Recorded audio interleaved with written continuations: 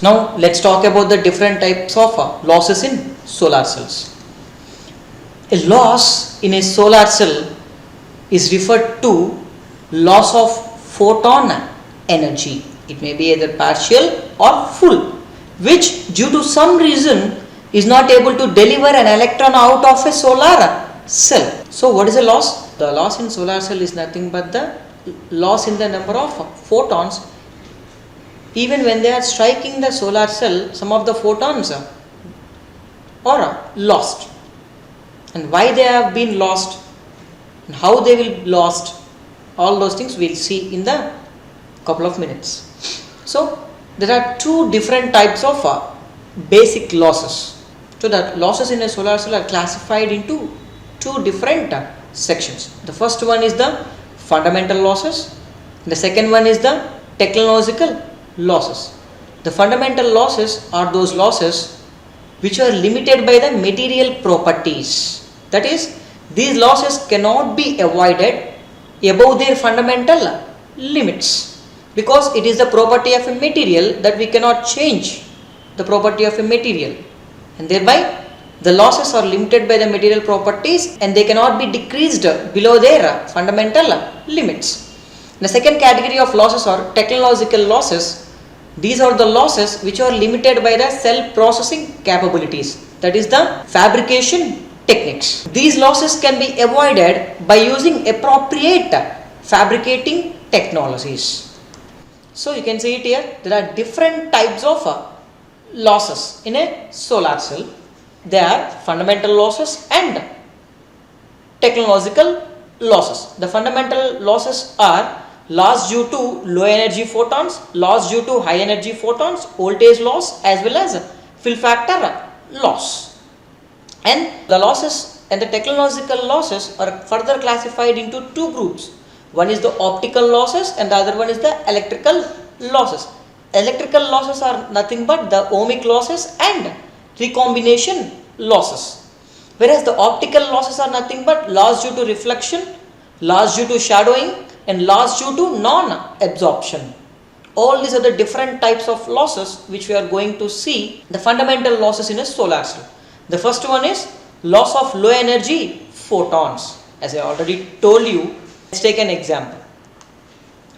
The photons having energy less than the band gap do not get absorbed in the material and therefore do not contribute to the generation of the electron hole pairs. Therefore, what is the concept here?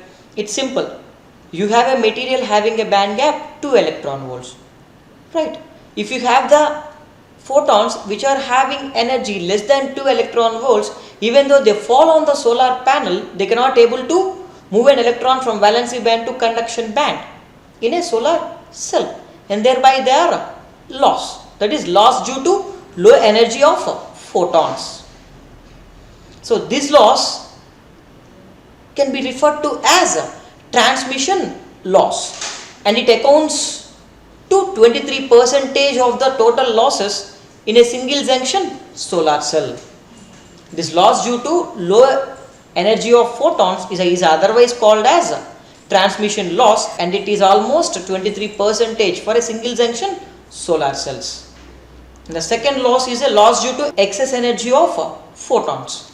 So in an ideal case only, the photons of energy equivalent to band gap is required to excite an electron from valency band to conduction band. When photon of energy E is higher than that of the band gap energy Eg, the excess energy, that is E minus Eg, will give off as a heat to the material. So you can see it as an example here. You have taken a material having a band gap of 1.45 electron volts, right?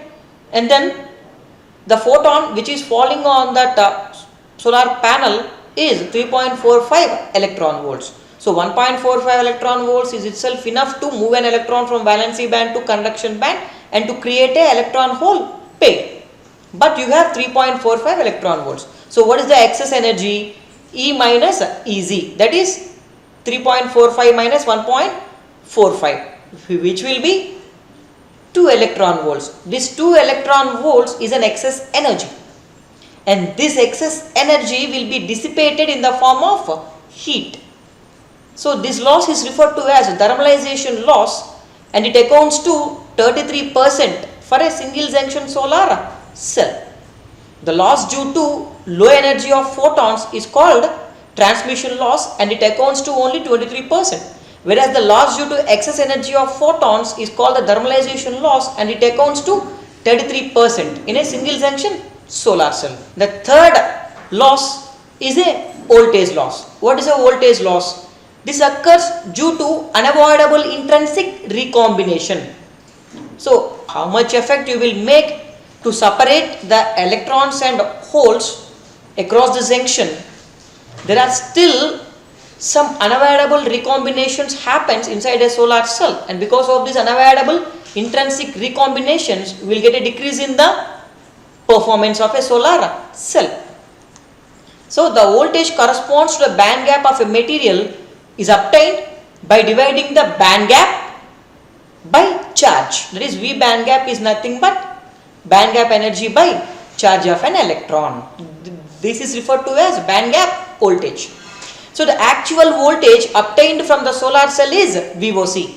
Ideally speaking, VOC should be equivalent to the band gap voltage. So VOC equal to V band gap ideally, but practically VOC by V band gap, that is VOC by band gap is Eg by Q, will be in the ratio of 0.65 to 0.72.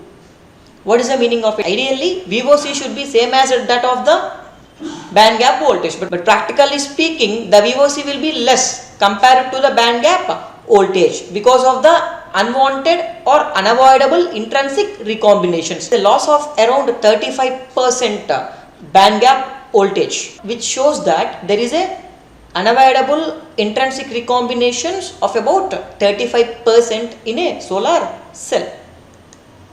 The last one is a fill factor losses. So the IV characteristics of a solar cell should be a square when the fill factor is 1. But in reality, the solar cell IV characteristics is given by an exponential behavior. Right? Ideally, it should be a box, but practically we are getting an exponential, a red color curve. Right? The best value of a fill factor will be around 0.89. So this type of loss arises from the parasitic resistances of the solar cell, that is shunt resistance and series resistance, RSH and RSC. So the fill factor is given by FF0 into 1 minus 1 by RSH, and fill factor is equivalent to FF0 into 1 minus RSC. FF0 is the fill factor when there is no RSH and RSC, that is when there is no shunt resistance and series resistance in the solar cell. That is the ideal solar cell, that is FF0 is equivalent to 1. The ideal solar cell RSH is infinity and RSC is 0. Now substitute those values there. Ideal solar cell RSH is infinity. So 1 by infinity will be 0. So FF is equal to FF0 into 1 minus 0. Then it will be FF is equal to FF0, which will be equivalent to 100% when RSC equal to 0 or RSH equivalent to infinite. Right? So this small RSC and small RSH are the normalized resistances. So what is the normalized series resistance? Small RSC is equal to capital RSC by RCH. What is RCH? Characteristic resistance of a solar cell. What is the characteristic resistance of a solar cell? It is nothing but the ratio of VOC by ISC. Therefore, RSC divided by RCH is nothing but the normalized series resistance. Similarly, RSH divided by RCH is nothing but the normalized shunt resistance. Is that clear? So, the second category of losses are technological losses. And these the fundamental losses cannot be avoided or even minimized beyond their fundamental limit. But the technological losses can be avoided by adopting special fabricating techniques. So the technological losses are further divided into two categories. The first category is optical losses, and the second category is electrical losses. What are these optical losses? These are the losses referred to as the loss of photons, which otherwise may result in the generation of electron hole pairs. These are the photons which are lost even after they strike the solar panel, are nothing but the optical losses. And how these photons, even after falling on the solar panel, got lost will determine the different types of optical losses, right? And second one is the electrical losses. These losses referred to as the loss of photons which are absorbed in the solar cell but not contributed to the cell output power due to either recombinations or ohmic losses. So whenever recombination happens, so whenever the photons fall on a solar panel or a solar cell, electron hole pairs will be created. And when these electron hole pairs, after they got created, if they just recombined at that place itself, then even though they are created, you cannot get the electricity out of them. These are nothing but the electrical losses, right? What are the different optical losses? You can see there the losses by the top contact or the finger contact. The sunlight coming and falling on that metal contact and reflecting back. If that is the case, the sunlight is not entering into the N layer. Red color one is a N layer and blue color one is a P layer. So the black color one is a metal contact. So whenever sunlight is coming and hitting the metal contact, in that particular area there is no electron hole pair formation, and some due to reflection due to at the front surface, and some even after absorbed by the solar radiation, even after absorbed by the material at the rear end, they got again reflected. All these are the different optical losses in a solar cell. Now let's discuss one by one. So loss by reflection. So what is this? A part of the incident photons is reflected from the cell surface. That the reflection can be minimized by using anti-reflective coating or surface texturing. Therefore, some part of the solar radiation which is falling on the material or the solar panel material or the solar cell material got reflected back. Because of this, there is a loss by reflection. And this reflection at the surface of the solar cell can be minimized by using two fabrication techniques. One is by using an anti-reflective coating and by using a technique called surface texturing. The second loss is a loss due to incomplete absorption. Now what happens?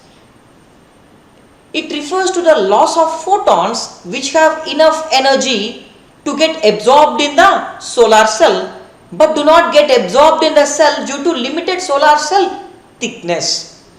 As I told you an example, a solar cell is having a band gap of 1.45 electron volt. If a photon having energy 3.45 electron volts falls on it, what happens? It will be absorbed by the material because the energy of this photon is more than that of the band gap of the material. But what happens? After getting absorbed, that radiation, because of its longer wavelength, it will passes through the material without even getting absorbed in the material because of the thickness of the solar cell is very, very less. The incomplete absorption is becoming important in the current scenario as the thickness of the solar cell is being reduced intentionally in order to save the active material for cost reduction purpose. To reduce the cost of the solar panels, we are reducing the thickness of the panels, solar cells. So when this is happening, the photons which are having more energy are transmitted or moving out of the solar panel without being absorbed by it.